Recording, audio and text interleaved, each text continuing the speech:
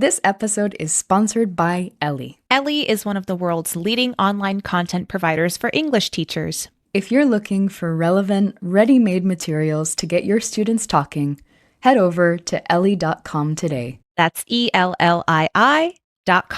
The Teacher Think-Aloud Podcast is also proud to partner with the following podcasts. Tune in to Travel with Purpose, a podcast that shares meaningful ways travelers can engage in communities. Learn about the work of global nonprofits and the realities of the communities they serve. Build relationships with the locals through contributing to their community projects. Make an impact on lives, both theirs and yours. Travel with Purpose this year. Hello, listeners. Do you like storytelling and folktales? Do you like learning how connected the world is? Or do you just need a calm voice reading you to sleep after a busy day? Well, that's what I'm here for. My name's Dustin, and I host Sandman Stories Presents. I take public domain folktales, add some sounds of nature, and read them to you. I am a teacher of almost 20 years, and I found my love of storytelling in my classes. Several years ago, my school got me into recording stories for public consumption. I turned that into Sandman Stories, and have continued it since. So, if you like stories, storytelling, folk beliefs, cultural connections, or quiet reflections, come take a listen to stories that I'm privileged to read to you. Thank you, and good night.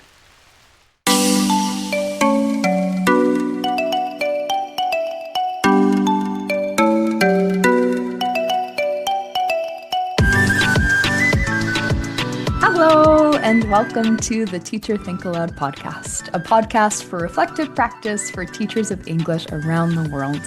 I'm your co-host, Shé. And I'm Anna. Listeners, if you caught our last episode with Audrea Gold on the NUFU framework for teaching grammar, you heard us dig into how grammar instruction can be inductive and student-centered.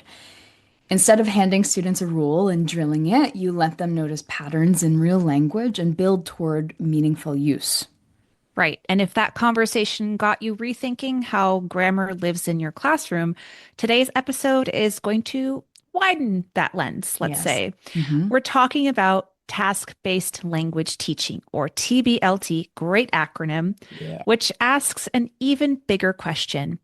What if the task, not the grammar point, not the vocabulary list, is the organizing principle for everything you do, your planning, your instruction, and your assessment? Yeah, sounds great. Sounds great to me. Our guest today is Dr. Linh Phung, a language educator, researcher, innovator, and the creator of Eduling Speak app, which is built entirely around task-based approach. Linh is someone who lives in both the research and the practice, and you'll hear that in the way that she talks about this work.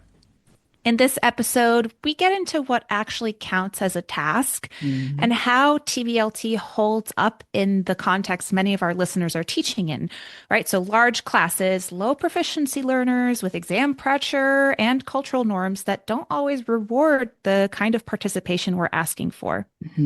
Linh also walks us through how she's taken everything she knows about SLA, or second language acquisition, and task design, and built it into a platform where learners practice with AI. Whether you've been teaching communicatively for years, or you're just starting to wonder whether there's a better way than the good old present, practice, produce, this conversation will meet you where you are. Here's our conversation with Dr. Linh Phung. Hi, everyone. My name is Dr. Linh Phung. You can call me Len. I often tell everyone that I'm a language educator, researcher, innovator, creator of the Eduling Speak app. Love it. Well, that was great. Very concise and all-encompassing of the many hats that you wear, Linh. Thank you. If you've had a chance to listen to any of our episodes, you know that we like to throw an icebreaker question at our guests. So our question for you today is, what is your guilty pleasure in life? It could be food, it could be a TV show, it could be an activity, just something that's maybe outside of the professional realm. Oh, this is maybe a difficult question because I sit in front of the computer so much. So I would say my guilty pleasure probably is social media use because I'm guilty of it, but it gives me some joy and satisfaction sometimes, seeing people posting things and sharing things and reaching people. Absolutely. Well, I think we're all guilty of that a little bit. Our social media use has skyrocketed in the last couple of years, right? Yes, I can say one more thing. Sure. If you want to use this, I also work from home, so I sit in front of the computer the whole day. And my wine drinking time is around 4 p.m. Oh, wine drinking time. Oh, well, we are wine drinking time. Yes. Very nice. Perfect. Well, actually, this podcast was born over a glass of wine, or maybe a couple of glasses of wine. Anna and I took a hike. We took a hike, and then we stopped into this little pizza place, and we got a bottle of bad wine. I will say it was not very high quality.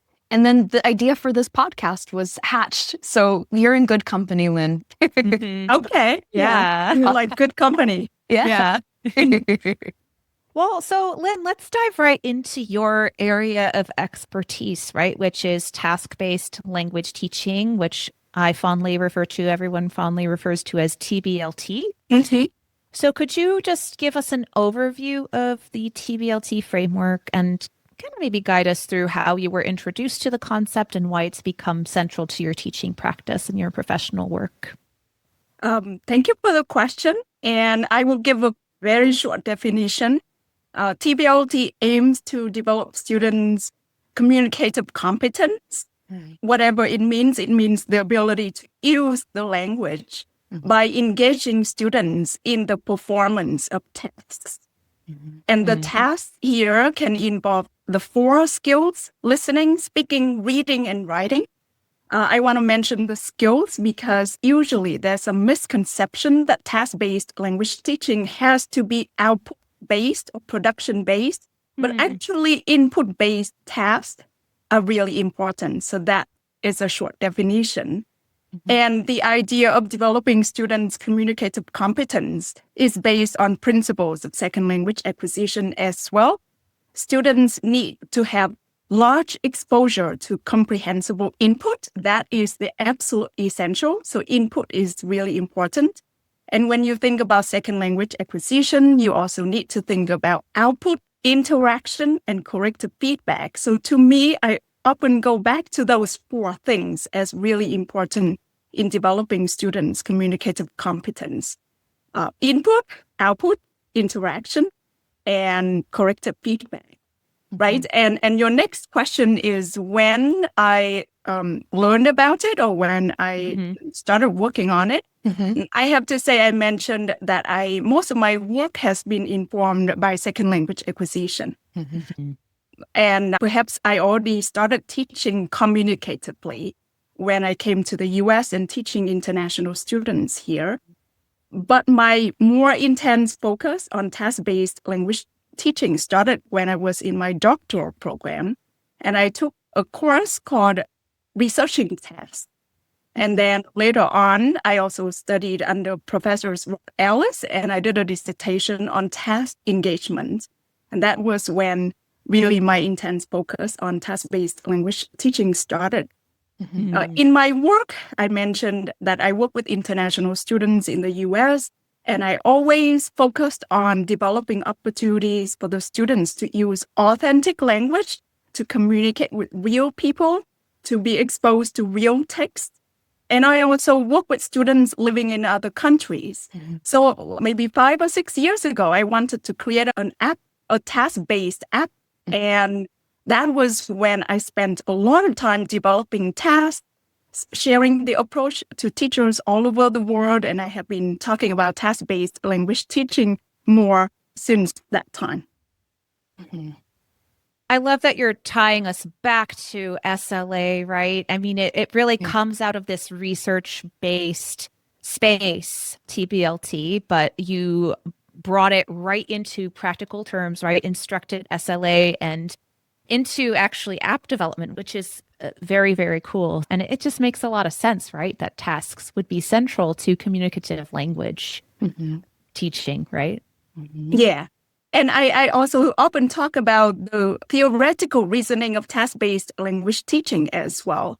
That when the students learn a language by engaging in communicative tasks, then the chance of transferring the skills during learning activities to real life is higher because the conditions in which they perform the tasks or the activities are similar to real life tasks.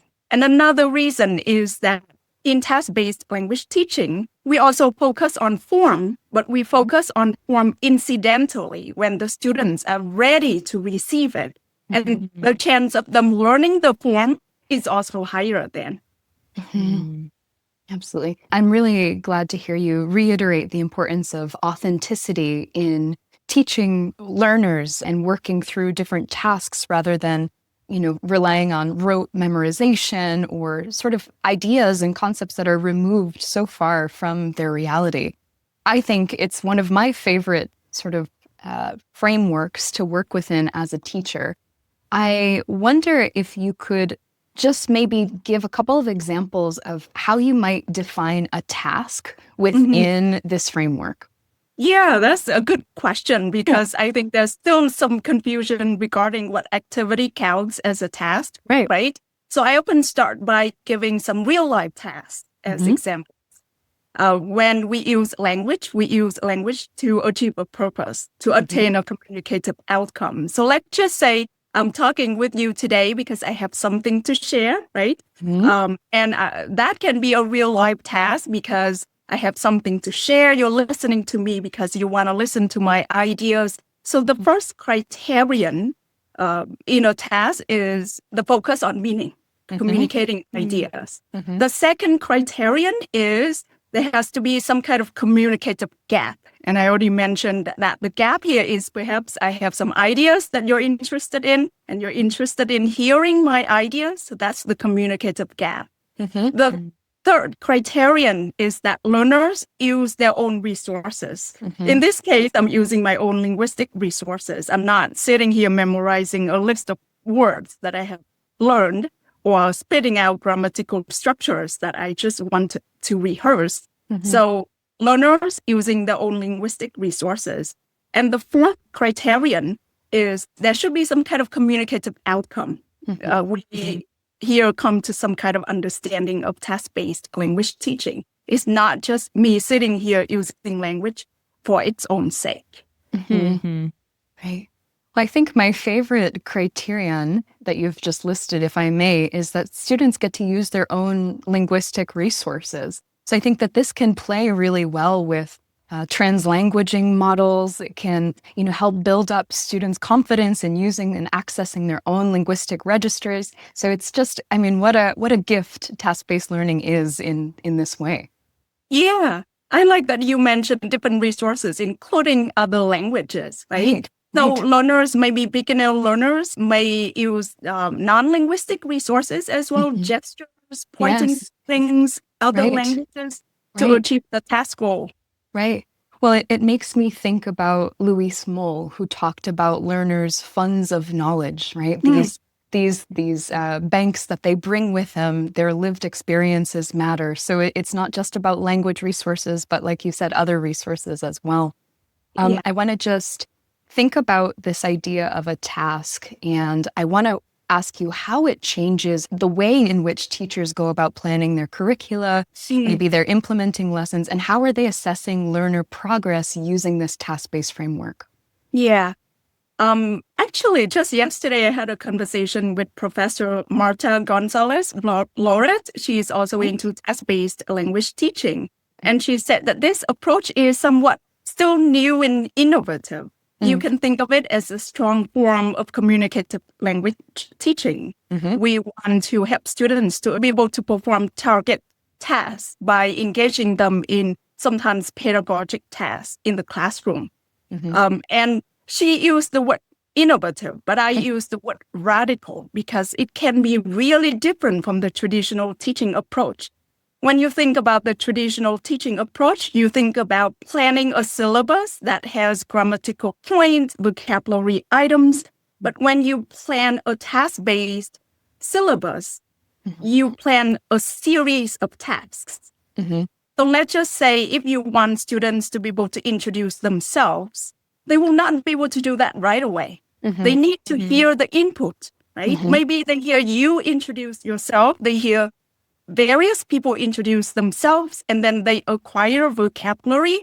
And then maybe you prompt them through some kind of guided task. And finally, maybe something, some more free tasks, or more open-ended tasks.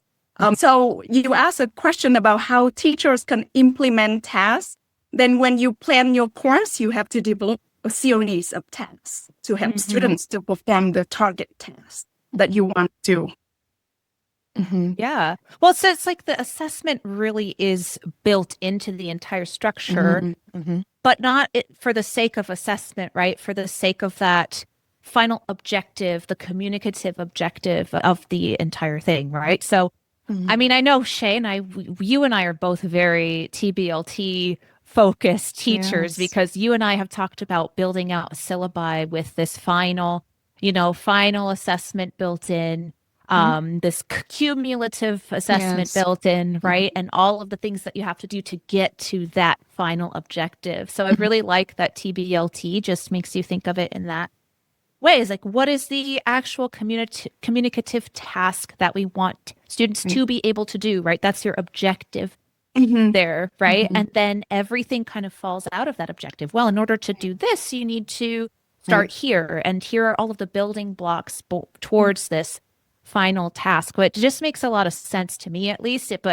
As you said, you're not just planning curriculum based on more discrete items, right? Grammar and vocabulary items. You're building it out of the objectives much more than you are, I think, in other kinds of language teaching frameworks. Yeah. Thank you for bringing us back to assessment. I remember you asked that question. And mostly the assessment is going to be based on whether the students can successfully perform the target task, right? I gave an example of introducing themselves, and then maybe you can also look at their language during task performance. Yeah, I think that task-based language teaching really lends itself to formative assessment, right? That's something that we talk about all the time and we're always advocating for. Yeah. And I think just from like a curriculum planning perspective, I think that it can really take a little bit of the pressure away from especially newer teachers, because there is this sort of modularity that can happen within task-based language teaching where you don't have to say, there's this nebulous language goal, right? This overall goal that we're working towards, but rather really specific kind of guidelines, a roadmap, if you will. That might have to be a title. The roadmap, TBLT roadmap or something like that. But there's this idea that you're creating stepping stones. And I think it's so for students, it's a bit easier to process, and you're chunking language and concepts for them. And from, the curricular perspective as well. Yeah. Yeah. Well, I think we've touched upon this now too, because we're talking a lot about scaffolding towards that final task, whether it's some kind of cumulative assessment or formative assessment, right, along the way.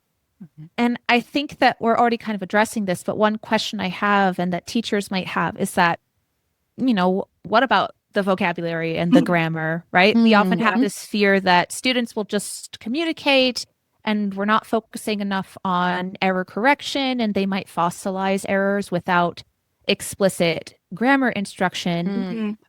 But so where does the form-focused teaching fit into this TBLT framework? Yeah. So talking about grammar and vocabulary, you can, in task-based language teaching, you still teach grammar and vocabulary. But perhaps for beginner students, for example, you expose them to the input. The input has grammar there. The input has vocabulary there. You're not going to stand up and explain what the verb to be is.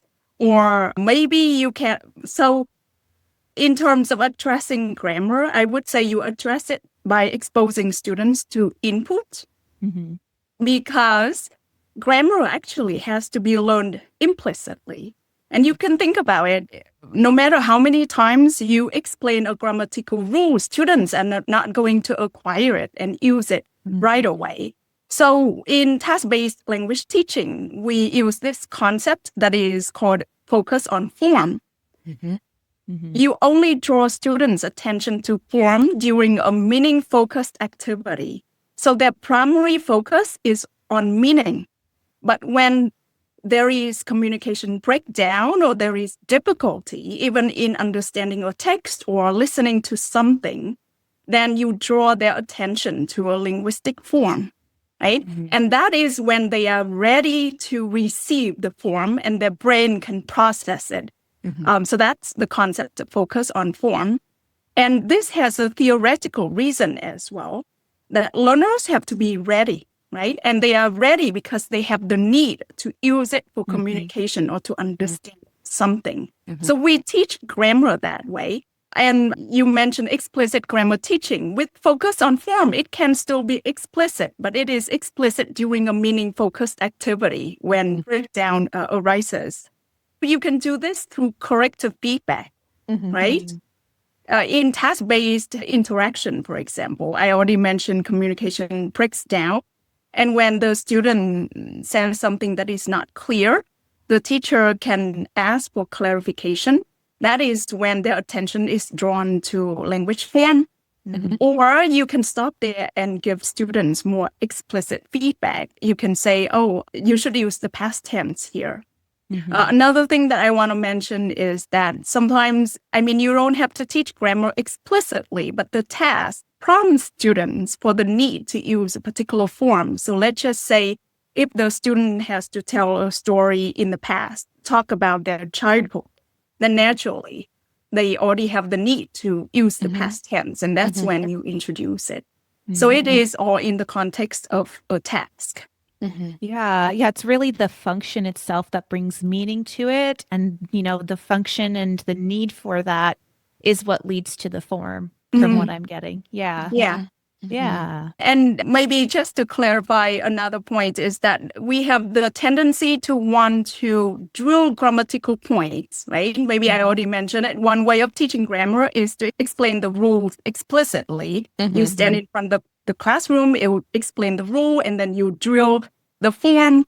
Mm-hmm. But that usually doesn't lead to the ability to use it in context. Right. Mm. In context. Yeah. Context the key word key, right there. Right? Mm-hmm. Yeah. I'm smiling to myself because I'm just thinking about when I first started teaching and I was working with very low-level learners and I didn't know what I was doing. I was a new teacher and I was like, I'm going to explain the verb to be to you. And I was, using the language that I learned to teach with, right? But not thinking about the needs of the learners and what they're actually able to process and not creating an authentic need for them within that context, right? I was just expecting meaning to follow my rules, right? And we just know it just doesn't work that way. Like do the opposite, right? And especially with lower level learners. And that brings us to our next question. Let's think a little bit, now that we've got the lay of the land here, how are we adapting TBLT for different contexts? Whether it's low proficiency learners, you're working with large classes. I know so many of our listeners have 50 to 80 students in their classrooms. What about when they have exam pressure, cultural norms around participation? Give us some different ways to adapt TBLT.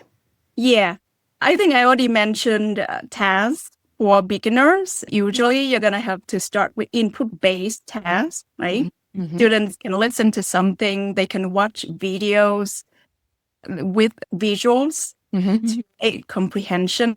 They can read easy text, and during the reading process, you can support them. Mm-hmm. So for beginners, it's possible, but usually you're going to have to start with input-based tasks. Mm-hmm. And you may not see so much happening in terms of communication, but that is completely okay. Mm-hmm. The amount of input has to exceed the amount of output that you expect students to produce, right?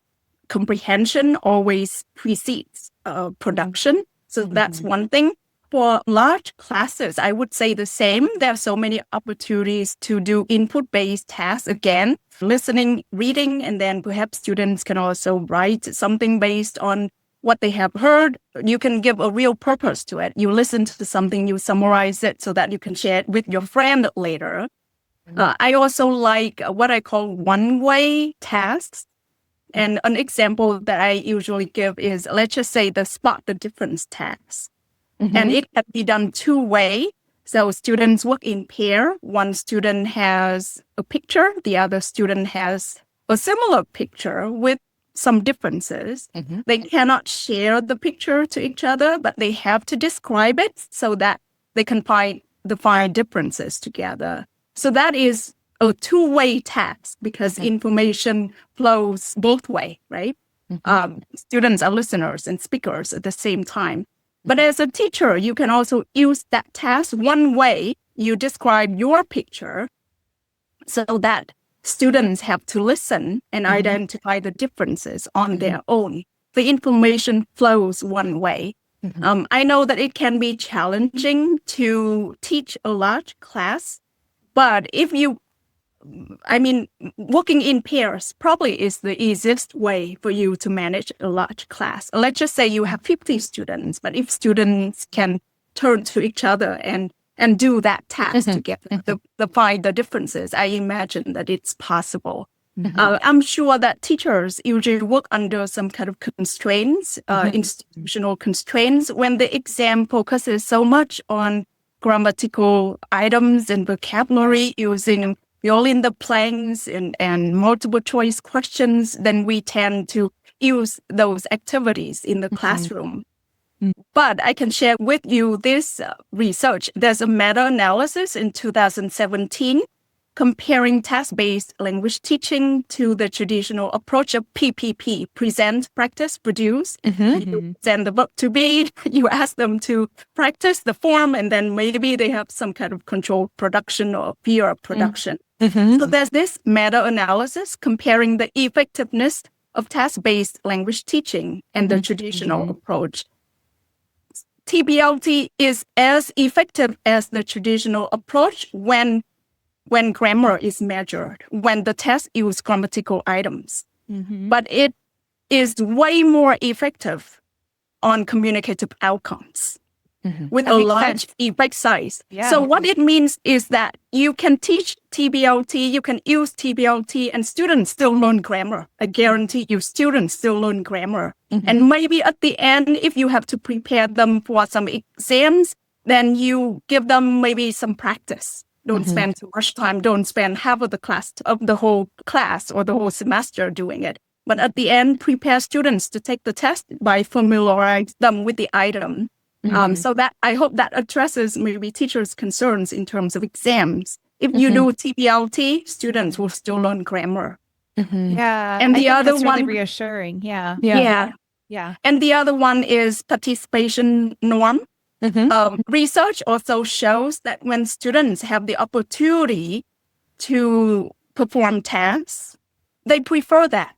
It's actually preferential to students. And I see that a lot in my work and in the research that I read as well. Try it. People much more engaged, right? And that's where they actually see the function of it, right? Why they're doing it, especially for adult learners who just need a reason always. But, you know, I think that would motivate them to actually internalize these associated grammar rules, these associated forms that support that function. So absolutely. Yeah, it's great to hear that there's, you know, that research that just shows that they perform just as well on grammar and they exceed in communicative tasks, because I think a lot of teachers might think like, oh, I can't do this. But actually, if you just kind of tilt towards task-based language teaching in your class, you'll still be able to support your institution's goals of getting students to be able to do XYZ grammar task, right? Yeah. Well, so, I mean, I think that that's a really good segue then into thinking about where teachers can start with TBLT, because, you know, there are many teachers who probably haven't really adopted this into their practices yet, maybe because of institutional constraints or just the way that they, you know, have experienced being teachers and learners in their culture. So where can teachers start? Is there some kind of first step or minimum viable version of TBLT that they could start with tomorrow without just, you know, completely losing everything about their existing curriculum? Yeah. So I would say maybe start to think about the target tasks that you want your students to perform, but bringing more interesting, authentic materials. Start from there. Maybe interesting videos, interesting text, and then give the students a real purpose of doing it. Let's just say, I don't know whether we listen to the weather forecast anymore, but maybe looking at the weather forecast on the phone in the target language. So that can be something simple, and it serves a real purpose in terms of looking at the information and processing the inputs there. So I would suggest bringing in more authentic materials and then give students a purpose of processing or reading or listening to that material. And in terms of sometimes when in the classroom, I'm sure that teachers have communicative activities when students talk to each other. But sometimes teachers mostly ask students either to answer open-ended questions or doing a role play. And I remember one of my colleagues, and Anna, maybe you remember Dr. Huang, and she's like, of course. That's boring. It's always just discussing and doing role play. And sometimes a role play is not a task. If you just ask students to like take a turn to read out a dialogue, it is not a task. Right. So I think use your imagination, use your creativity to bring in more interesting activities for students to do, like the spot the difference test that I just mentioned. My daughter likes guessing the animal game, asking 10 questions to find out the secret animal. So try to bring more of those different activities to your classroom. Maybe is a good starting point. I love the creativity focus, right? Because as teachers, like that's my favorite part of being a teacher is being creative about what we do in class. Like you get to shape that. So much fun. And I think also tapping into your students as well, right? Like understanding not only what it is that they need, what kind of language resources they need, but what are they actually interested in learning? What do they care about? So when you are pulling those authentic resources, you're keeping their interests in mind, right? That's at the forefront of your thinking. And using, what they request as a sort of a guiding light for your selection of tasks or creation of tasks as well. Yeah. That's a good point. That actually, then I want to give another example. Please. It's one of the tasks that I did in the past that I engaged students in creating the materials for. So you can think about, we call it learner-generated content. Right? So in this task, they would have to think about a childhood story, something happened in the past that they want to tell to their partner. But I wanted to engage them in drawing the comic strips to illustrate the story. So they would draw 4 pictures and then they would mix them up. And when they tell the story to a partner, then their partner would have to rearrange the steps in the story. So you actually engaged students in creating the task that they later perform. Yeah. Well, and I mean, that goes back to what, Anna, you had mentioned earlier, that especially with adult learners, this need for buy-in, right? This need for heightened engagement to keep them involved in the task. But when we're including them in the actual creation, this learner-generated content, I love this idea for building agency and ensuring that buy-in. So that's a win-win. And less work for you as the teacher too, right? Like we have to mention that. That's the icing on the cake. Yeah. Great. Well, so Lynn, we're coming to the end of our time together. At the beginning of our call, you talked about being the founder of Eduling, which is the hub for task-based teaching and learning. So tell us a bit about your app and how TBLT factors into it. Okay. Let me look at my notes. Actually, your elevator pitch starts now. Pitch. Yes. So I mentioned that my motivation to create the app is to provide students more opportunity to complete tasks together. And then gradually the platform evolved. And basically it offers courses that students can complete by performing tasks either individually, input-based tasks individually with the AI or in pairs, right? So that is on the student's side. And here, again, the starting point is performing tasks. And I could talk just a little bit in terms of tasks with the AI. I often tell my team and my thinking is that students need interesting tasks to perform first. And then we fine-tune the AI so that it can do it with the students it can negotiate meaning, it can offer corrective feedback either through a recast. A recast is when you reformulate your students' erroneous utterance to be the correct one. You can also provide explicit correction when necessary. You can prompt learner to say more to correct themselves. So that is kind of our focus, the two sides of the equation, as I often talk about. You really need interesting tasks for students to do first. And this is when teachers' creativity comes into play. And then with the support of technology, we can make the AI perform tasks with the learners in a way that is conducive to learning, but also providing them opportunities to focus on form. Now, I also present a lot about task-based language teaching, including a webinar through the U.S. Department of State.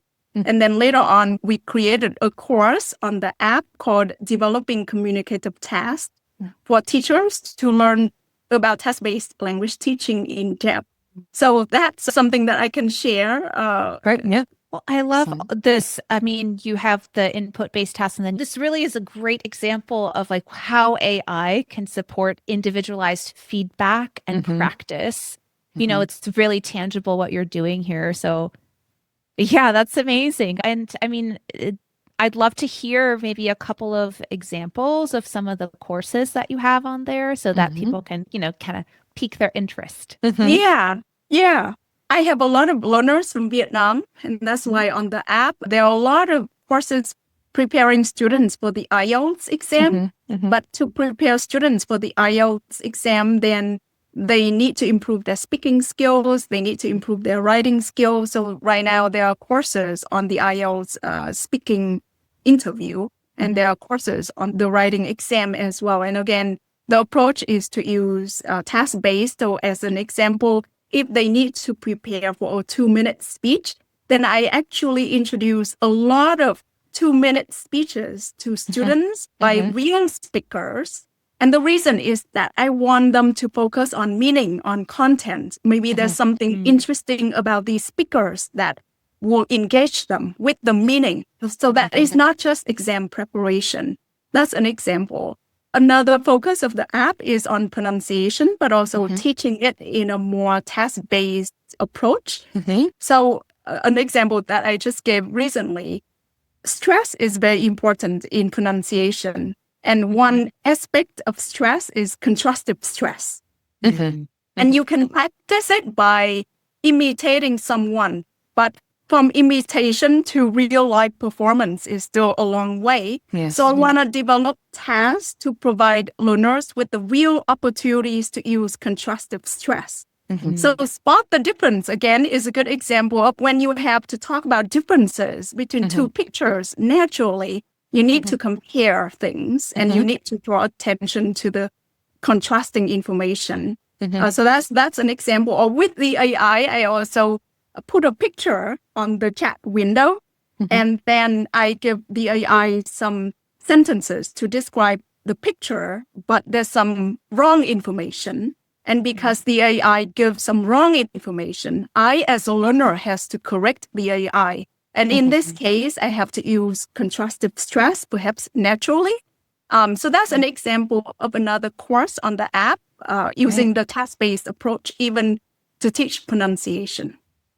Amazing. Fantastic. I love that the learner is required to make the corrections, right? We learn best by teaching. So you're really giving them the opportunity to be a coach in that context. That's a really fantastic idea. Cool. Yeah. I love TBLT and just how adaptable it is. And I appreciate how Lynn encourages teachers with a low barrier to entry. Start with just one authentic text, give students a real reason to engage with it, and then, you know, see what happens. Absolutely. That's all you need. And something else that really struck me is the meta-analysis Lynn highlighted. The idea that TBLT performs just as well as traditional approaches to grammar and significantly outperforms them on communicative outcomes. Yeah. Well, and that makes perfect sense to me because it supports what we talked about in our last episode with Audria. For anyone who listened to our episode with Audria Gold on the New Fu framework, that's our last episode, I hope that you're hearing these two conversations really talk to each other. Audrea showed us that grammar doesn't have to start with a rule, right? It can start with noticing, with students generating observations from real language before anyone explains anything. And Lynn is making a parallel move at the level of the whole syllabus, right? Right. Don't start with the grammar point, start with the task. Let the need for form emerge from the communicative work. So NuFu gives you a way to teach grammar inductively inside a lesson, and TBLT gives you a way to organize an entire course around what learners need to actually do. And they're not competing, these frameworks, they're nesting, right? Yeah, I like that nesting, right? I love that framing, nesting. It's almost like two sides of the same coin because you could absolutely use NuFu as your approach to the focus on form moments within a task-based lesson. Yeah. And I think for listeners who are starting to experiment, that's a really practical way in. Yeah, I think so. Listeners, we'll link to the Eduling app where you can find Lynn's course on developing communicative tasks for teachers, along with many, many, many others. It's in the show notes for you. Yeah. And as always, we want to hear from you. Have you tried TBLT in your classroom? What shifted for you when you started planning around tasks instead of grammar points? We want to hear about it. You can reach out to us on social media or email us at teacherthinkaloud@gmail.com. Your questions and reflections genuinely shape where this podcast goes next. So please be involved. Yes, please. And if this episode gave you something to think about, please share it with a colleague. Spread the good word. Yes. Thanks so much for listening to the Teacher Think Aloud podcast. Until next time, friends, happy teaching. And happy reflecting.